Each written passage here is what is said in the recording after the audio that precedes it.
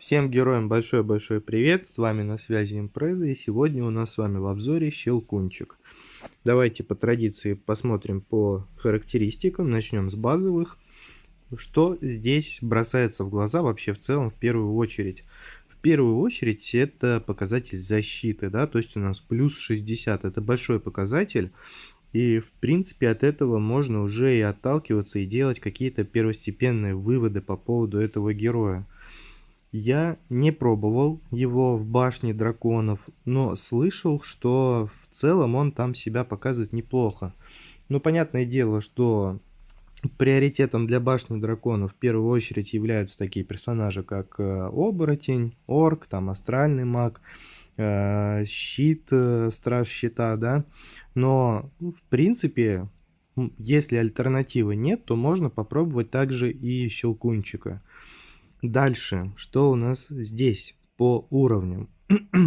У нас добавляется урон, добавляется здоровье дважды на 250 очков в сумме, плюс глобальное усиление у нас стандартные, это прибавка в виде урона на всех трех этапах, да, 50, 70, 120, и глобальное усиление, которое распространяется у нас на вот эту вот особенную фракцию.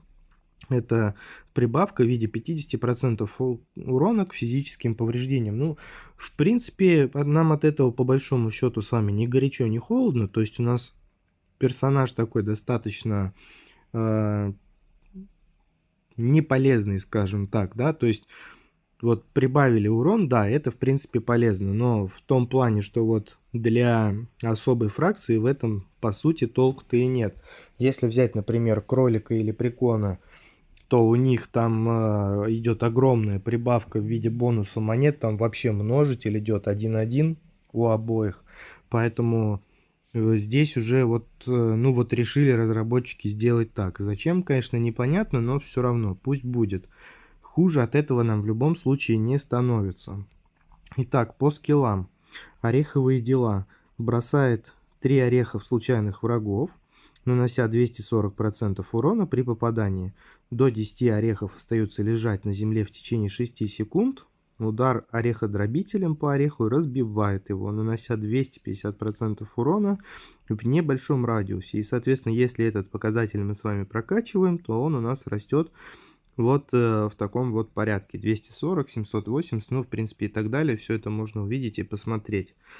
Я не планирую за него играть, то есть прокачал, глобальное усиление открыл, кузницу пока еще до туда не дошел, но это все процесс времени, поэтому мне в принципе нет нужды его прокачивать, потому что есть другие герои, за которых можно играть, и он у нас по сути как такой вот, знаете, ну как донор глобалок. Единственное вот, что можно попробовать, это в башне драконов.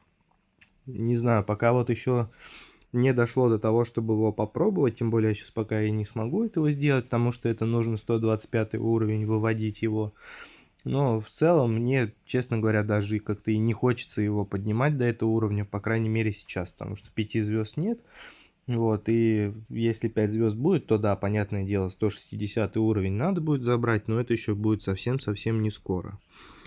Так, здесь у нас каждые 4 секунды выполняет круговую атаку. Вот это, кстати, прикольная его фишка, то, что он начинает вращаться и крутиться. Мы сейчас с вами обязательно посмотрим. Нанося 720% урона всем противникам в радиусе действия. И вот этот показатель у нас с вами, он просто в невероятном количестве растет. С 720% он у нас вырастает до 11 тысяч, и это в целом, ну, оно будет ощущаться, если мы это с вами прокачаем. Но опять же, прокачивать или нет, это все будет абсолютно на ваше усмотрение, но мое мнение таково, что не стоит спешить, не стоит прокачивать. И понятное дело, если это у вас, допустим, единственный, там, может быть, первый открытый герой, который у вас получилось забрать, и у вас просто, ну, нету альтернативы, на ком играть, то, в принципе, не зазорно будет подтянуть вот этот уровень. Дальше, порция грецких. Убийство, это у нас уже идет ульта. Заполняют шкалу, при полном заполнении бросает молот в небо, после чего тот возвращается через определенный промежуток времени, то есть 0,2 секунды, нанося сокрушительный урон в размере 2 с лишним тысячи процентов урона по области вокруг героя и оглушая противников на 1 секунду. То есть у нас здесь уже добавляется оглушение. И также вот этот показатель у нас вырастает до 33 тысяч процентов урона. Звучит как что-то невероятное. Можно, конечно, попробовать все это проверить на практике, но даже если взять ту же самую башню, если мы с вами зайдем в топ, в мировой рейтинг, мы с вами увидим, что там, ну, нету там щелкунчиков, там есть, в основном там стоят оборотни, поэтому если рассматривать конкретно по режимам, давайте так, да, пробежимся, то для башни, скажем так, он может быть и подойдет, но нужно прокачивать, прям усердно его прокачивать, и кузницу тоже нужно будет открывать. Можно попробовать, но под таким вот маленьким вопросом, пойдет, не пойдет. Кто-то говорил, что идеально подходит, но отталкиваясь от мирового рейтинга, в принципе, можно сделать вывод, что, ну, не совсем это, наверное, будет корректно, да, использовать щелкунчика именно для таких целей. Также будем рассуждать и по арене, да, то есть на арене у нас там все вообще в целом, в принципе, от наличия урона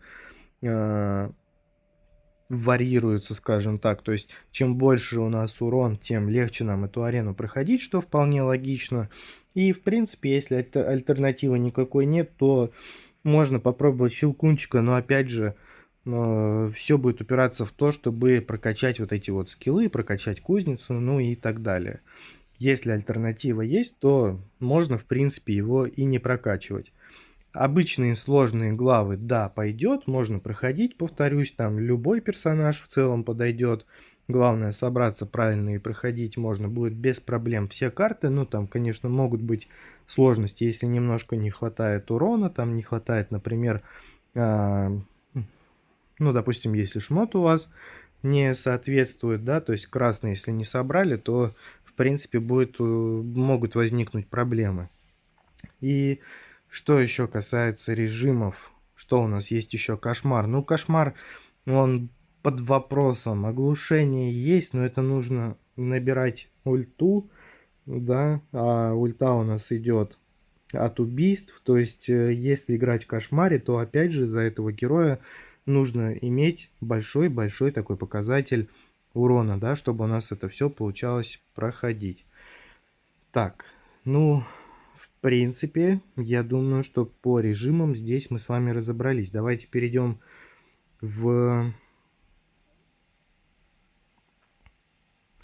Ну, тут сильный бонус к параметрам 1,2 умножение идет к урону физических повреждений. Ну, в принципе, это поможет, но опять же, это все нужно сделать. Это нужно 4 звезды плюс фракция особая. То есть это, ну, конечно, тяжеловато все это вывести, но при желании в любом случае все это можно сделать.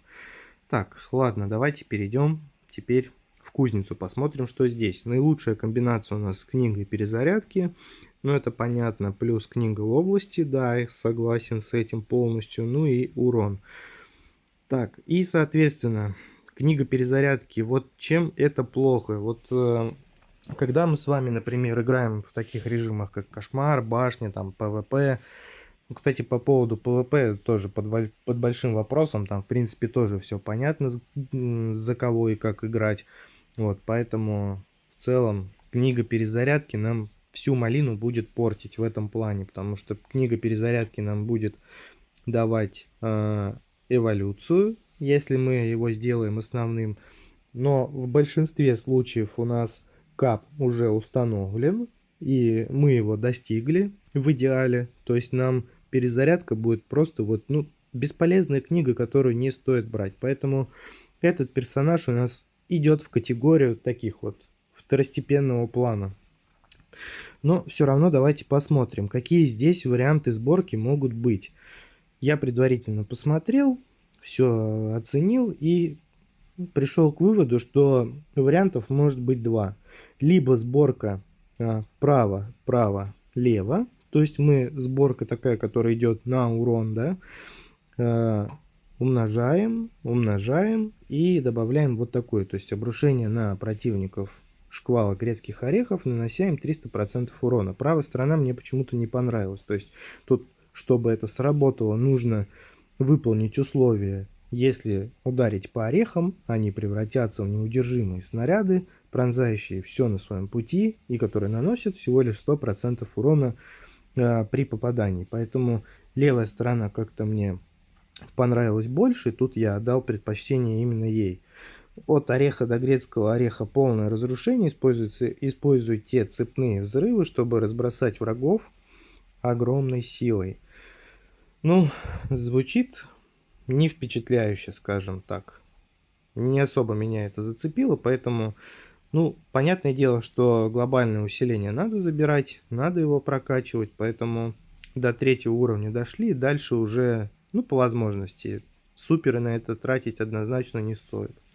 Вот, то есть если у нас сборка право, лево, она будет у нас такой сборкой больше заточенной под урон. Если сборка лево,